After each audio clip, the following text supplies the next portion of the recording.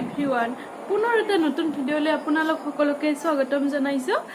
আজি ভাবিলো সন্ধিয়াতে ভিডিঅ'টো আৰম্ভ কৰো, সেইকাৰণে এতিয়াৰ পৰা ভিডিঅ'টো আৰম্ভ কৰিব ললো। এতিয়া চাহ খাম আৰু ইয়াৰ মাজতে আপোনালোকক এটা কথা কওঁ, যদি আপোনালোকে মোৰ চেনেলটোত নতুন হয় তেতিয়াহ'লে মোৰ চেনেলটো সাবস্ক্ৰাইব কৰি দিব, লাইক কৰিব আৰু কাষতে থকা বেল আইকনটো ক্লিক কৰি দিব।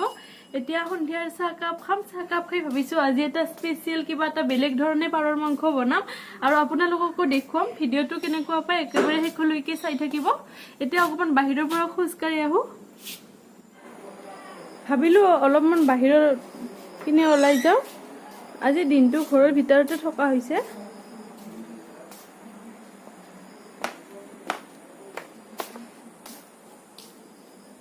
সেই যে পোহৰটো দেখি আছে ইয়াৰ পৰা অলপ অলপ, তাত আচলতে তুলসীৰ গছ আছে। আমি বহুত সৰুৰ পৰাই দেখিছো, মানে জন্মৰ পৰাই দেখা নিচিনা। ইয়াত তুলসী গছত আমাৰ বছৰটোৰ প্ৰত্যেক মানে কিছুমানে আছে মানে অকল কাতি মাহটোতহে তুলসী গুৰত চাকি দিয়ে, কিন্তু আমাৰ গোটেই বছৰটোতে দিয়ে। সেইকাৰণে সন্ধিয়াৰ সময়ত এই চাকিখৰ জ্বলা নেদেখিলে মনটো কিবা এটা বেয়া লাগি যায়। মাংসখিনিৰ কাৰণে লৈছো মই 2টা পাৰ, ভালকৈ চাফা কৰি লৈছো। পিঁয়াজ, আদা নহৰু পেষ্ট, আলুখিনি আগতে কাটি থোৱা, সেইকাৰণে কলা দেখিছে। আৰু ইয়াত লৈছো তেজপাত, শুকান জলকীয়া, গৰম মছলা, ৰেড চিলি পাউডাৰ, মিট মছলা, ধনিয়া পাউডাৰ, পাঁচফোৰণ, জিৰা গুড়ি, কেঁচা জলকীয়া আৰু ইয়াত লৈছো জালুকৰ গুড়ি। ইয়াৰ কাৰণে মই কেৰাহী এখনত তেল গৰম হ'ব দিছো। তেল বেছি পৰিমাণে দিব নালাগে, পাৰৰ মাংসখিনিত বহুত তেল থাকেয়ে। প্ৰথমতে ইয়াত মই পিঁয়াজখিনি দি দিম।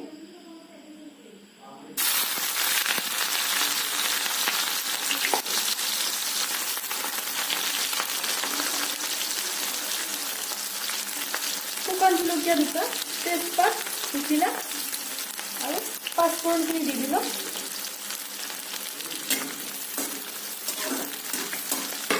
ইয়াত মই আধা পিঁয়াজ দিছো আৰু আধা থৈ দিছো। এতিয়া ইয়াত মাংসখিনি দি দিম।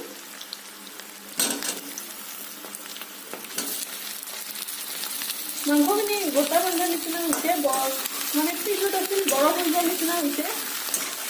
এইখিনি অকণমান সময় ভাজি ল'ম। পাৰৰ মাংসখিনি তেল ওলোৱালৈকে ভাজি ল'ম।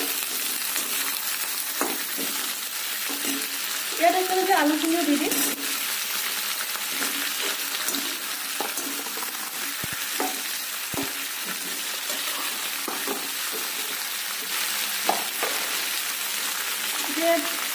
নিমখখিনি দি দিম। সোৱাদ অনুযায়ী নিমখ দিলে হ'ব। এইখিনি ঢাকনি লগাই লগাই ভাজি ল'ম।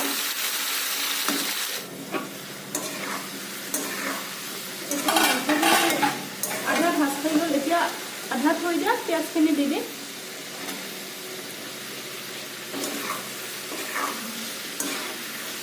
আদা নহৰুখিনিও দি দিম।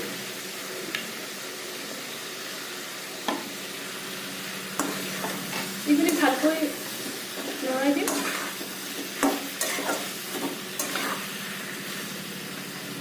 এতিয়া ইয়াত থৈ দিয়া সকলোখিনি মছলা দি দিম। ইয়াত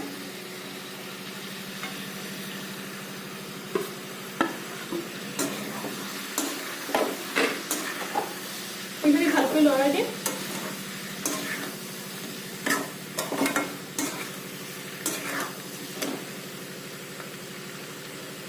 পাৰৰ মাংসটো আমাৰ উজনিৰ পৰা নামনিলৈ সকলোৱে খায়।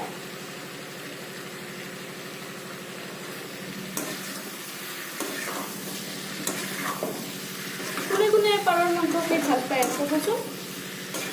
মই কিন্তু বহুত ভাল পাওঁ। এইখিনি আকৌ ভালকৈ ভাজি লওঁ।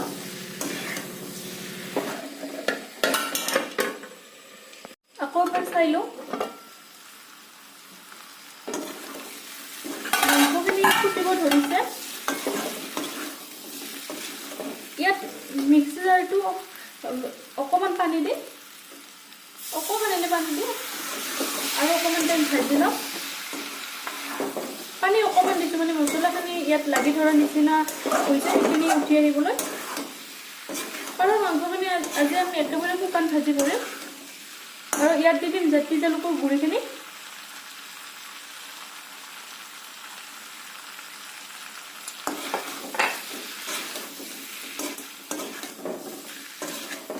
এইখিনি আকৌ অলপ সময় ভাজি লওঁ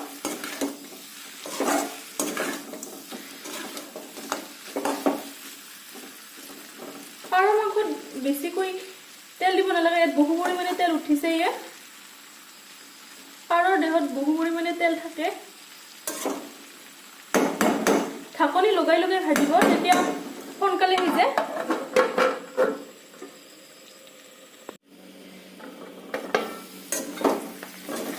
পাৰৰ মাংস আমাৰ ৰেডি হৈ গ'ল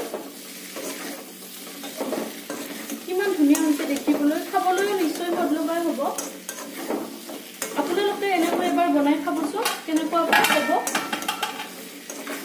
আৰু মই যে মছলাবিলাক ইয়াত মাংসখিনি দিছোঁ সেই মছলাবিলাক মই মিট মছলাখিনিৰ বাহিৰে সকলোখিনি মছলা মই গটাই ধুই মিক্সি জাৰত গুড়ি কৰি টেমাত কৰি থৈ দিছোঁ মানে আপোনালোকেও তেনেকৈ ঘৰত গুড়ি কৰি মছলাবোৰ থ'বচোন তেতিয়া গন্ধটো বহুত বেছি ভাল লাগে কিনি অনা মছলাবিলাকত মিক্সো থাকিব পাৰে কিন্তু মই বৰ বিশেষ নাজানো এনে মোৰ মনৰ ধাৰণাৰে ক'লোঁ ঘৰত বনোৱা মছলাখিনি গন্ধটো বেলেগ ধৰণৰ হয় আৰু কিনি অনাখিনি বেলেগ ধৰণৰ হয় এতিয়া আমাৰ মাংস প্ৰায় ৰেডি হৈ গ'ল